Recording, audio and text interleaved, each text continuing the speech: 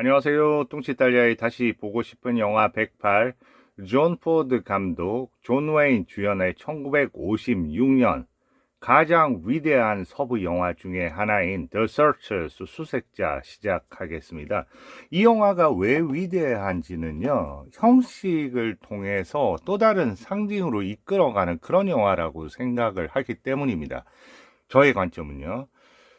영화는 하나의 그 이야기를 풀어나가기 위해서 구조가 필요하죠. 그 구조를 만들기 위해서는 형식미가 필요한데요. 이 형식이 또 다른 제2, 제3의 상징을 불러주면서 영화의 깊이를 극대화시킨다면 그건 진정 이제 위대한 영화가 되는 거라고 생각을 합니다. 바로 들어가 보겠습니다. 존 웨인. 막스 스타이너의 영화 음악이고요. 그리고 테크니컬러 해서 영화 자체 색감이 너무 좋습니다. 그런데 갑자기 여기서 그 음악이 바뀌면서 톤이 바뀝니다. 기타를 치면서 남자들의 목소리가 들리거든요. 이렇게 말이죠. 그런데 이 가사가 또 중요하죠. 가사가 어떤 내용이냐면요. 무엇이 이 남자를 그토록 방황하게 했는가? 무엇이 이 남자로 하여금 따뜻한 보금자리를 떠나서 집을 등지고 말을 타고 저 멀리로 갈 수밖에 없이 만들었는가?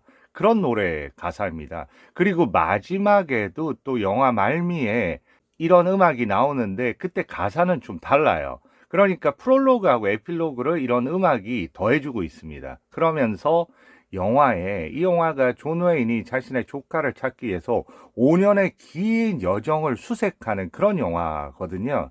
그러니까 그 여정의 결말의 의미, 그런 걸 담는 가사가 또 되겠죠. 처음에는 그 시작의 의미고요. 제프리 헌터, 베라 마일즈, 워드 본드, 나탈리 우드, 존 웨인과 더불어 이 네 명이 이 영화의 주연들입니다. 먼저 제프리 헌터는 여기서 존 웨인이 이든이라는 사람으로 나오거든요. 이든은 남북 전쟁에서 남군에 소속돼 있다가 전쟁이 끝난 후 한 3년 동안 떠돌아다니다가 이제 동생의 집으로 돌아온 겁니다.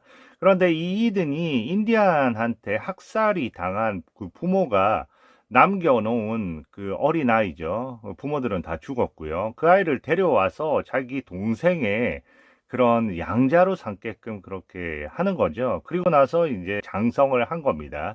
그리고 베라 마일즈는 알프레드 히치콕의 뭐 사이코에서도 나왔었죠. 여기서는 제프리 헌터를 사랑하는 그 여인으로 나오는 거고요. 로리라는. 워드본드 나탈리 우드. 워드본드는 여기서 클레이튼이라고 목사이면서 동시에 이 텍사스 방위대의 수장인 대위로 나오는 거고요.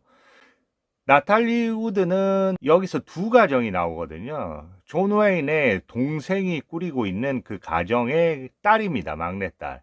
데비로 나오죠. 그런데 나탈리 우드는 이 데비가 어린 시절하고 처녀가 된 시절이 나오는데 처녀 시절의 역할을 하고요. 그 실질 자신의 동생인 라나 우드가 바로 그 어린 시절의 그 나탈리 우드 역을 맡는 거죠. 여기 보시면 존 칼런, 올리브 캐리, 헨리 브랜던, 켄 커티스, 해리 캐리 주니어 다 존 포드하고 관계가 있는 배우들이고요. 먼저 존 칼런, 올리브 캐리 여기서 가정은 두 가정이 나오거든요. 하나는 존 웨인의 동생이 꾸리는 가정이고요. 그 가정의 첫째 딸이 루시고 그 다음에 아들이 하나 있고 그리고 막내딸이 데빈 거죠. 두 번째 가정이 있는데 조겐슨 가정이 있습니다. 그 조겐슨 부부 역할을 맡는 게 존 칼런하고 올리브 캐리고요. 그 아들 역인 브래드 역을 맡는 게 해리 캐리 주니어예요. 그런데 올리브 캐리, 해리 캐리 주니어 둘 다 캐리가 들어가 있죠. 해리 캐리라는 위대한 배우의 부인하고 아들입니다. 그러니까 실질적으로도 모자란 게 이 영화 속에서도 조겐슨 모자가 되는 거죠. 헨리 브랜더는 여기서 인디안 추장 스카 역을 맡고요. 그리고 켄 커티스는 존 포드 감독의 사위면서 주로 노래를 하는 그런 배역을 맡아서 영화에 등장을 합니다. 행크 워든 아주 독특한 외모를 가진 배우고요. 주로 존 포드 감독의 영화에서 많이 출연하고 여기서도 약간 기이한 인물인 모스 하퍼 역을 맡고 있습니다. 말씀드린 대로 맨 아래로 내려가 보시면 라나 우드 보이시죠? 예, 나탈리 우드의 동생이고 제가 말씀드린 그 어린 배역입니다. 그래도 여기 제네릭 자막에다가 이름을 넣어줬네요. 는 이제 너전트 시나리오고요. 그리고 알란 르메이의 그 원작이고요. 윈턴 씨 호크 너무나 유명한 촬영 감독이고요. 존 포드하고 많은 작품을 같이 했습니다. 비스타 비전, 막스 다이너 말씀드렸고, 라이드 어웨이 말을 타고 멀리 떠나네 하면서 이제 끝을 맺게 되는 거고요.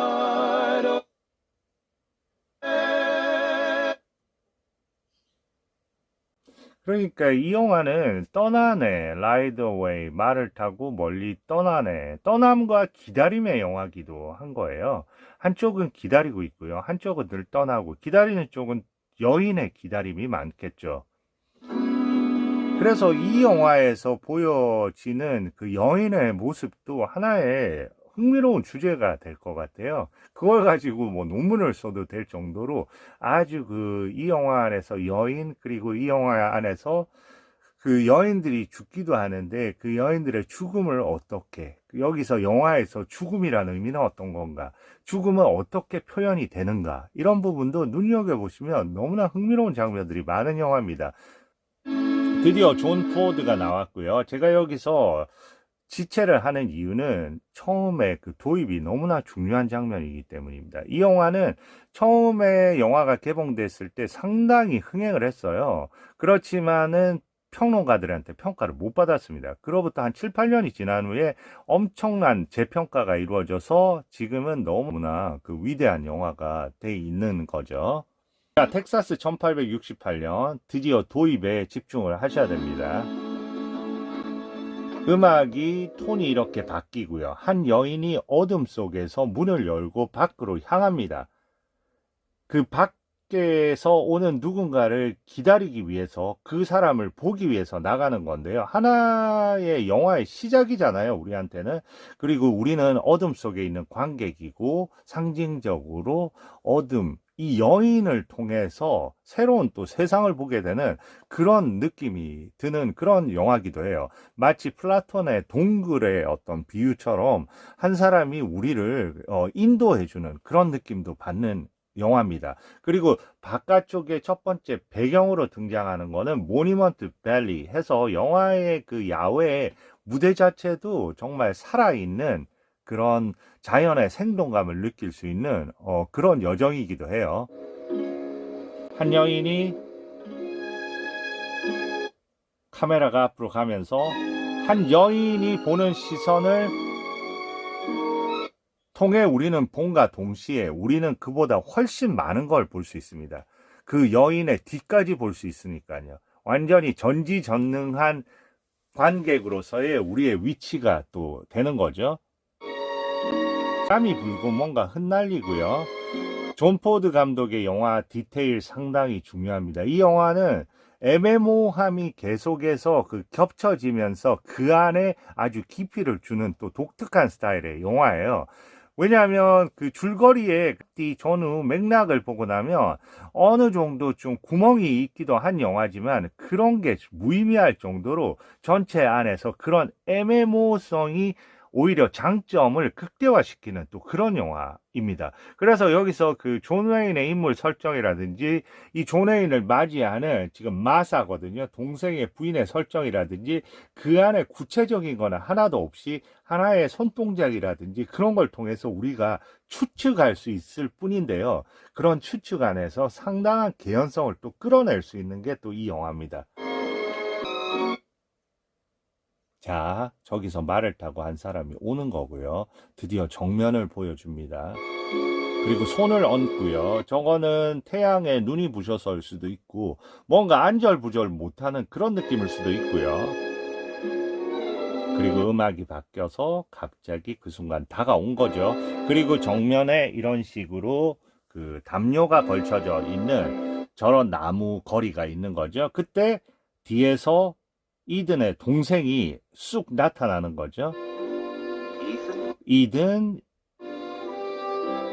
그런데 어쩔 줄을 모릅니다. 지금 이 여인의 얼굴에는 왠지 모르는 수심과 불안감이 몇 번 왔다 갔다 하면서 그때 이 동생은 앞으로 나가거든요. 저는 이 동생이 갑자기 이렇게 계단을 내려가는 이런 장면에서는 마치 그 주인을 맞이하는 하인 같은 그런 느낌이 좀 들었습니다. 그리고 이제 인물이 다 등장을 하는 거죠. 하나하나. 맨 끝에 있는 이 꼬마가 바로 데비, 라나 우드고요. 나탈리 우드의 친동생이고요. 여기가 이제 루시, 이제 큰 딸이고요. 강아지 있고 이제 남동생이 들어오는 겁니다. 모든 가족이 저기 다 들어와 있는 거고요. 그리고 역시나 이런 담요, 아까하고 비슷한 문양을 가진 담요를 통해서 뭔가 연결성을 주는 겁니다. 첫 모습인데요. 첫 재회를 볼까요? 여기서는 이제 이든 삼촌이야 하면서 만났습니다. 악수를 청하고요. 칼을 들고 있네요. 마치 하인을 대하듯이 이런 포옹도 없잖아요. 남동생하고. 그리고 바로 이제 마사를 향해 갑니다. Welcome home, Ethan. 웰컴 홈 이든. 여기서의 그 표정을 보면요. 예사롭지는 않아요. 그리고 또 이렇게 음악이 전환을 하고요. 그리고 이 장면 따라오라고 하고 그 집안으로 안내를 하는데요. 지금 전적으로 본인이 완전히 그 이든을 차지하고 싶은 그런 방식으로 들어갑니다. 저렇게 막아서면서. 왜냐하면 등을 보이면서 따라오라고 하지 않고 계속 시선을 정면으로 마주하면서 이렇게 안내를 하는 거예요. 정면을 향해서 뒷걸음질 치듯이 저렇게 그 이든을 안내하고요. 그 뒤에 그 마샤의 남편 이든의 남동생은 마치 하인이 따라 들어가듯이 하나의 이 집의 왕이 온 것 같은 그런 느낌이 들어요. You ain't much bigger 그리고 자, than when I last saw you. 저렇게 그 들어 올립니다. 이 영화는 하나하나 장면을 잘 보실 필요가 있어요.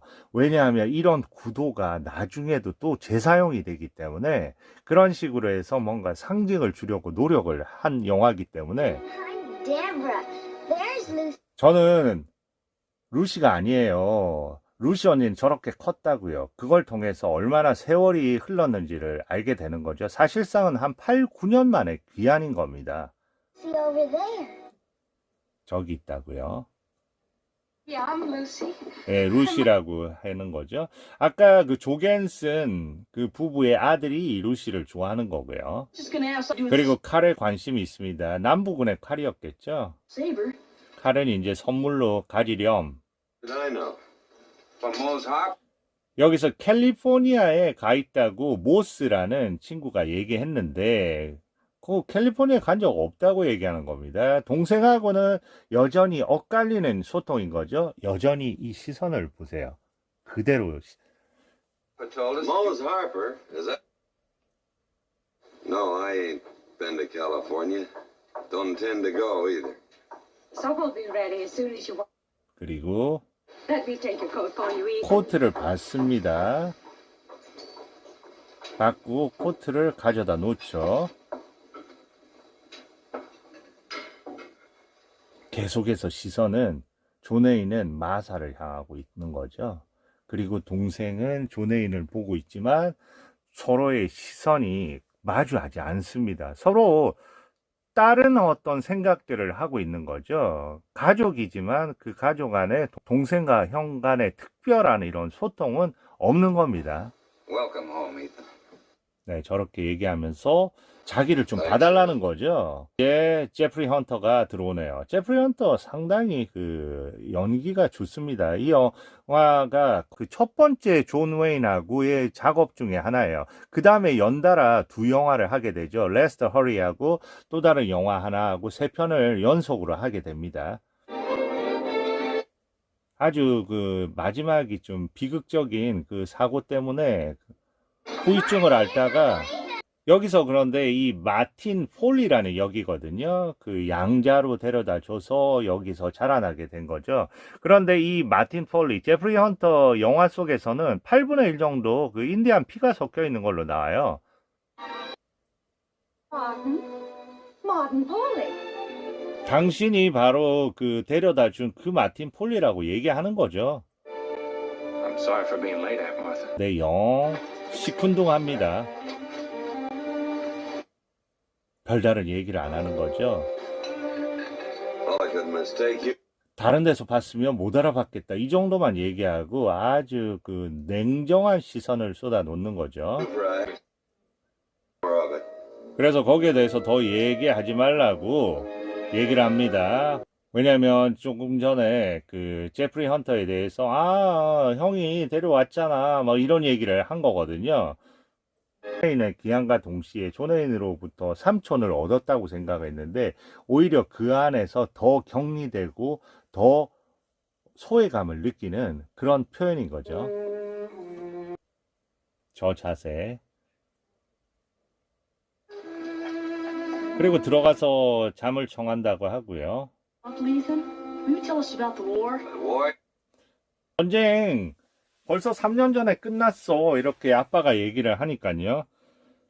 그럼 왜 이제 왔냐고. 그러니까 전쟁 뒤에 3년이라는 시간이 있다가 온 겁니다. 그리고 그 3년 동안 뭐 했는지도 이 영화에서는 제대로 밝혀지지 않아요. 모호성을 띠고 있는 인물이죠.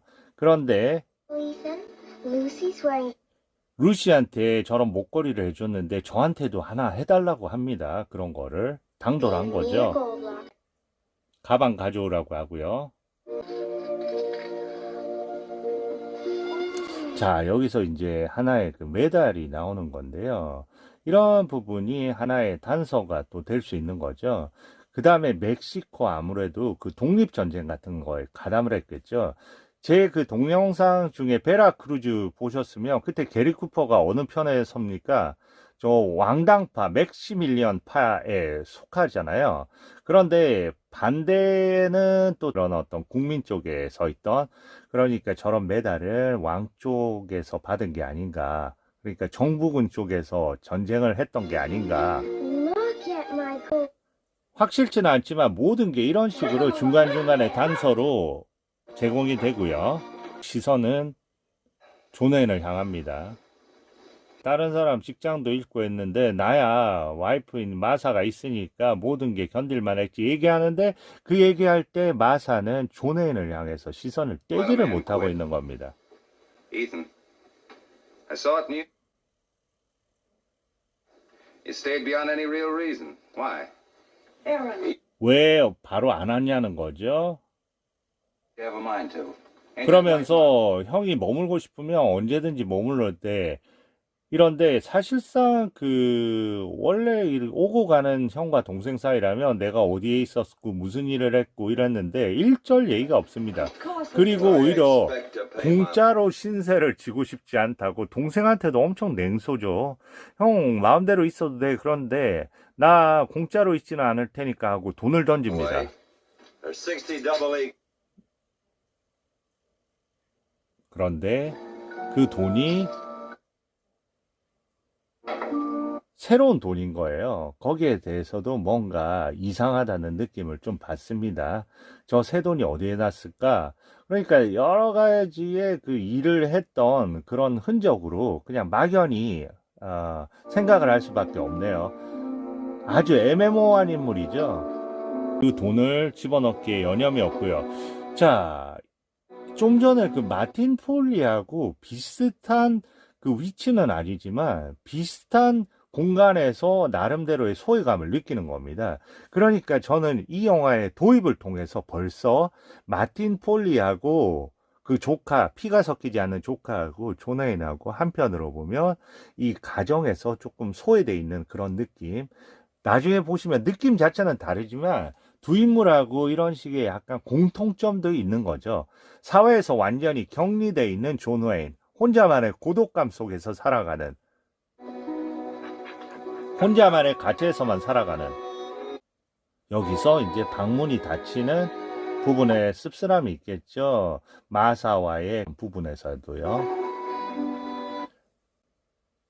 근데 제가 이 디테일에 대해서 지금 엄청나게 많이 설명을 드리는 거고요. 실질적으로 영화를 보시면서는 마사하고 이 조너인하고 어떤 관계가 있는지 모를 정도로 그렇게 집중을 안 하시고 그냥 쓱 보시면 전혀 눈치를 챌 수 없을 정도의 디테일입니다. 다음날 아침이 됐고요. 저 모니먼트 밸리의 웅장한 느낌이 보이고요. 모두가 분주하게 이제 식사를 준비하고 있고요. 찾아온 겁니다. 자, 등장하는 사람이 바로 워드 본드죠. 워드 본드는 쟈니 기타에서도 나왔죠. 그 존 크로포드 진영을 압박하는 그 1년에 한 40명을 끌고 있는 그 무리의 우두머리 역할로 나왔습니다. 여기서도 마을 사람들을 끌고 온 거죠. 참 재밌죠. 한편으로 보면 종교도 관장하고 힘의 그런 것도 관장을 하는 거니까요. 네, 여기에 벌써 그 흔들의자에 앉아 있는 이 배우가 행크 워든입니다. 그래서 저 배우는 흔들의자 하나만 있으면 좋겠다고 얘기를 늘 하거든요. 그러니까 벌써 저기 흔들의자에 앉아서 혼자서 저렇게 즐기고 있는 겁니다. 아주 분주한 움직임이 있고요. 지금 선서를 하라는 겁니다. 이 마틴 폴리하고 조네인의 동생하고요. 지금 현재 그 문제가 일어난 거죠. 그래서 텍사스 방위대 소속으로 해서 가야 되는 겁니다. 그때 저기서 조네인이 뒤에서 천천히 다가옵니다. 캡틴. Mighty impressive. 지금 그 인근의 농장에 가축들이 도살이 된 겁니다. 인디안이 와서요. 그래서 그 인디안을 처리하러 가야 되는 거죠. Stay close, Aaron. Might be this.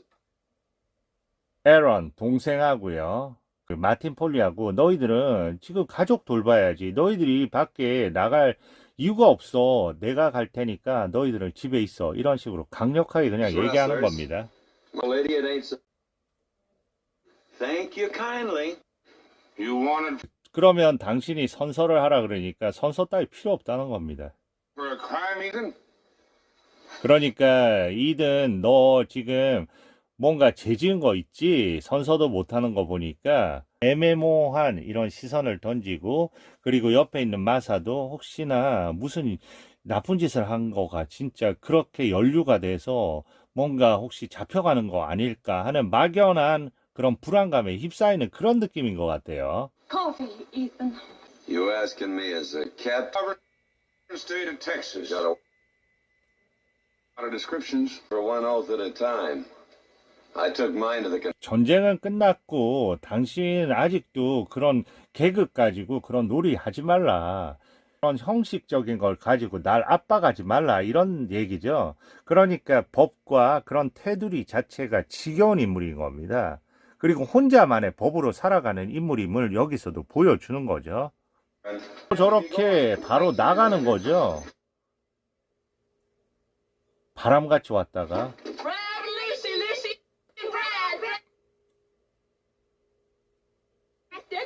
밖에서 있는 저 인물이 바로 그 해리 캐리 주니어, 바로 브래드 해리 캐리의 아들입니다. 하고 사랑하는 사이죠. 처음에 그 문을 열고 영화가 시작했을 때 나오는 그 기타 음악이 나오면서요. 정면을 이렇게 바라보는 장면이죠. 그러다가 우리는 저 시선을 통해서 바로 오른쪽으로 따라가게 되죠. 다가 조네인의 옷을 쓸어내리는 저 장면입니다. 여기서가 가장 그 명확한 단서가 제공이 되는 거죠. 저 마사가 조네인을 어떻게 생각하고 있는지를요. 지금 이 클레이튼은 워드 본드는 정면을 보고 있고요. 둘의 모습을 모른 채 하는 거죠. 이런 장면 상당히 그 재밌고 독특한 장면이죠.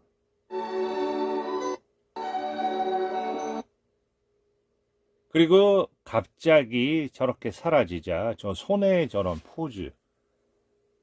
이런 부분 예사롭지 않은 것 같아요. 지금 다시 한번 봐야 될 것 같아요.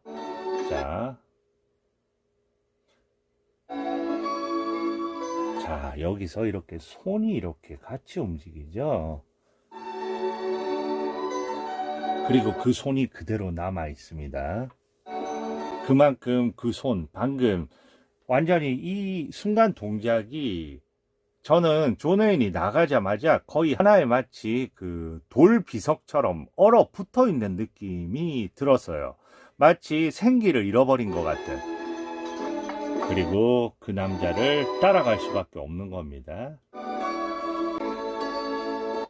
그리고 지금 나가는 시점에서 뭔가 저렇게 비집고 나가는 거는 그런 둘의 관계가 불편하다는 그런 의미일 수도 있는 것 같아요. 왜냐하면 지금 지나가겠습니다 이런 거 없이 그냥 바로 밀치고 나가는 거니까요.